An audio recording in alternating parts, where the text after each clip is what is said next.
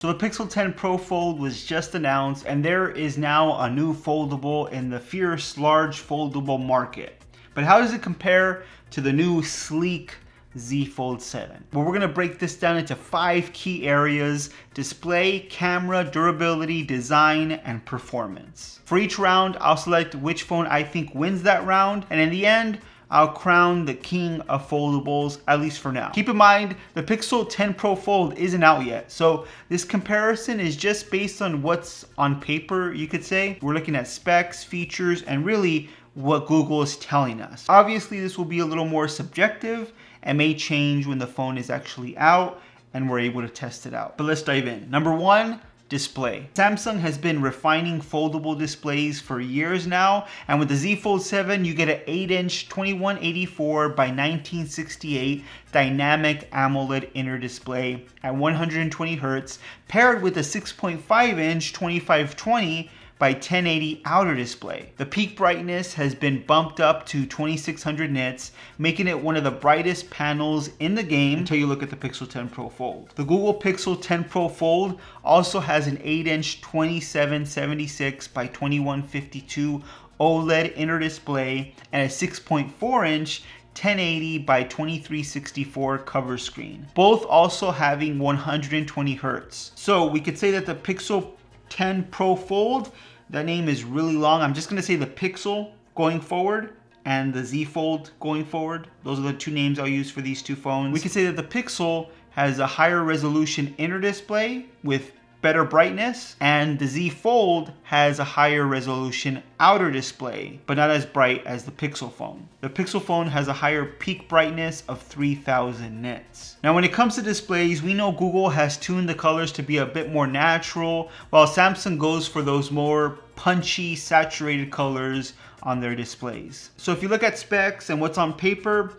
it's clear, the Pixel takes this round. Yes, the Z Fold 7 has an amazing colorful display, but higher resolution, higher peak brightness on the main folding display of the Pixel helps the Pixel take this round. Number 2 is camera. The Fold 7 brings a rear triple camera setup, a 200 megapixel main sensor, a 12 megapixel ultra wide, and a 10 megapixel telephoto. Samsung has improved low light performance and video stabilization this year, and it really shows when you look at the result. On the Pixel, we get a 48 megapixel primary shooter, a 10.5 megapixel ultra wide, and a 10.8 megapixel 5x telephoto. Plus all of that Pixel AI processing that Google throws in, which is really impressive, honestly. Now I completely get cameras are subjective and your favorite shots and video from a smartphone are gonna be what you prefer. But in real world shots, Samsung's hardware should win in pure detail, especially when zooming in. 200 megapixel shots from that main camera sensor are just gonna have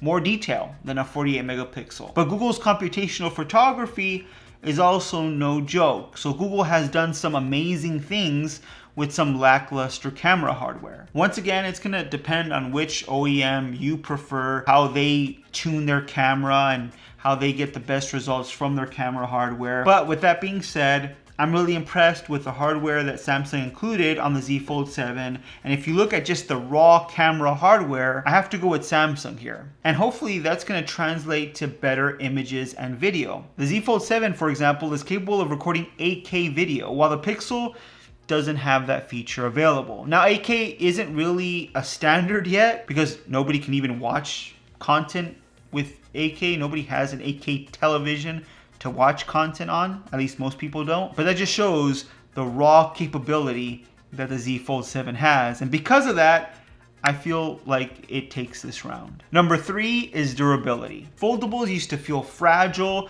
but both of these phones are built to last. The Z Fold 7 features Samsung's new Armor aluminum frame and an IP48 water resistance rating. The hinge mechanism is an enhanced Armor Flex hinge, which is sturdier and rated for 500,000 folds. The Pixel comes with an aluminum frame with a multi-alloy steel cover, Corning Gorilla Glass Victus 2, and an IP68 rating, which means it handles both dust and water, and it's a better rating than Samsung's IP48 water resistance. So if you're worried about dust resistance, Google wins hands down. But when it comes to hinge refinement, I still feel that Samsung should be better because they've done it for longer. They've been refining that hinge every single year. But once again, this is what's on paper, and I can't really test the durability of each hinge without grabbing it and trying to break the hinge and seeing which is better. So I'm just going based on what these companies tell me. There is a new gearless high strength hinge on the Pixel 10 Pro Fold, which Google claims is capable of handling 10 plus years of folding and unfolding. So that should be plenty durable. And because the IP68 rating is really impressive, it's really the first foldable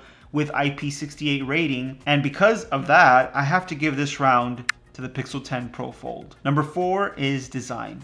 Now design-wise, the Z Fold 7 is slimmer at 8.9 millimeters folded and lighter at 215 grams. Now unfolded, this thing is incredible. 4.2 millimeters unfolded. It's just impressive to look at. The Pixel 10 Pro Fold is a little thicker at 10.8 millimeters folded and slightly heavier at 258 grams. And unfolded, it's 5.2 millimeters thick, which is still pretty remarkable. Both smartphones have an excellent outer display with an aspect ratio that just makes it easy to use when folded. But Samsung just did something special this year. They made it the thinnest foldable I've ever seen, which translates to a better experience when you want to use this phone as a regular phone. When closed, it feels more like a regular smartphone, not only because of that aspect ratio, but also because it feels like a regular smartphone with a case on it. Now the Pixel isn't bad, it's still very thin and light, but it's not the Z Fold 7. Also, I'm starting to really like the design language more on the Z Fold line. Sharper angles, flatter sides, it just looks more sleek in my opinion. Now this isn't to say the Pixel 10 Pro Fold looks ugly.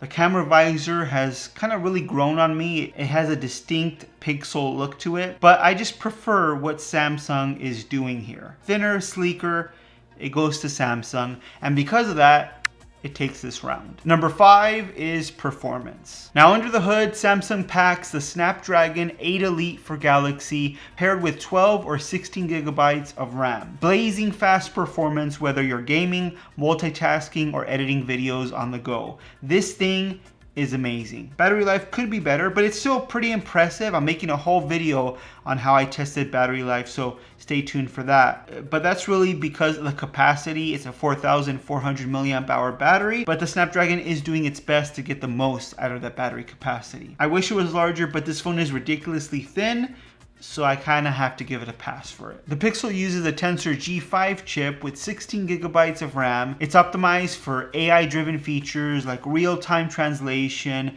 photo editing, and more. Now keep in mind you are getting more RAM on the Pixel by default. Now it is possible to get 16 gigabytes of RAM on the Z Fold 7, but that's only available with the 1 terabyte version. So keep that in mind. Multitasking might be better on the Pixel because of having more available RAM. The Pixel also has a bigger battery, but I don't expect battery to be necessarily better on the Pixel because the Tensor isn't as good as the Snapdragon when it comes to battery optimization. Normally, we'll have to wait and see how the Tensor G5 performs. But if you value AI integration and smarter software features, that's where the Pixel is kind of optimized to have a better experience in. But when it comes to raw power, that has to go with Samsung. And because of that raw power and better sustained performance, I have to give the Z Fold 7 this round. Now this is all dependent on how the Tensor G5 really is, and we'll have to wait and see when the phone comes out. So in the end,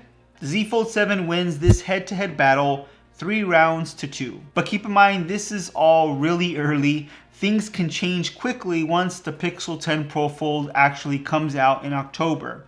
But for now, the Z Fold 7 looks to be the slightly better foldable, I would say. And hopefully this video gives you a better idea of what to expect. But let me know what you think of my results here. Do you agree with my winner for each round? If you don't, let me know which one you would change. If you like this video, please give it a thumbs up. If you want to see more videos just like this one on tech news, reviews, and opinions, make sure you're subscribed to the channel. Hit that notification bell so you don't miss any of our new videos, and I'll see you on the next one.